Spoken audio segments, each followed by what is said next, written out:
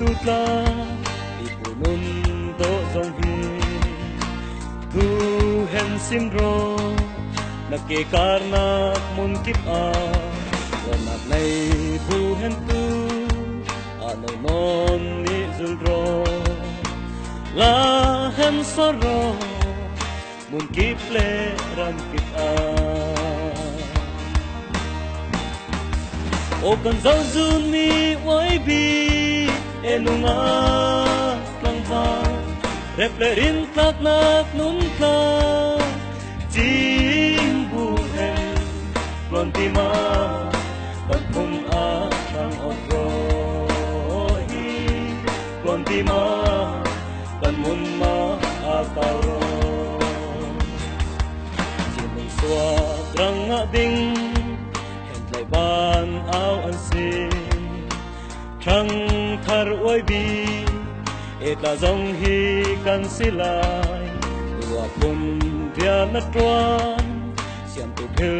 rir mala kan vang liawa sao nak ni kan ne lo o kan zau zun mi oi bi enunga kan van replerin tlak nak nun ka jing bu hen lontima kan pum a sang otro hi lontima kan mun ma a taro dia na tuan lewa le mat an ne la se kan mi phun ruang hấp nạc ngay xiết nạc mất tuan là điện tuan đàn ắt cha chỉ bằng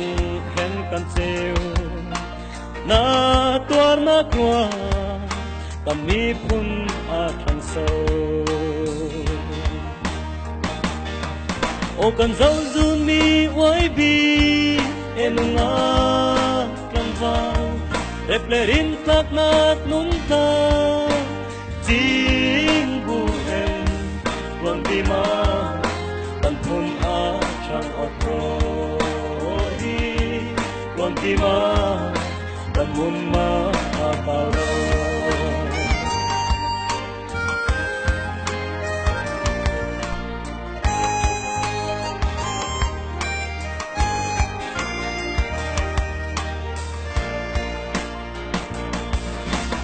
hel xem lai ô cùng điện ruan tu ding hen ka neng roti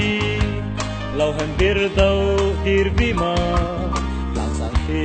leng bang hen bok tu leng ro se dây mun na thom voi bi e na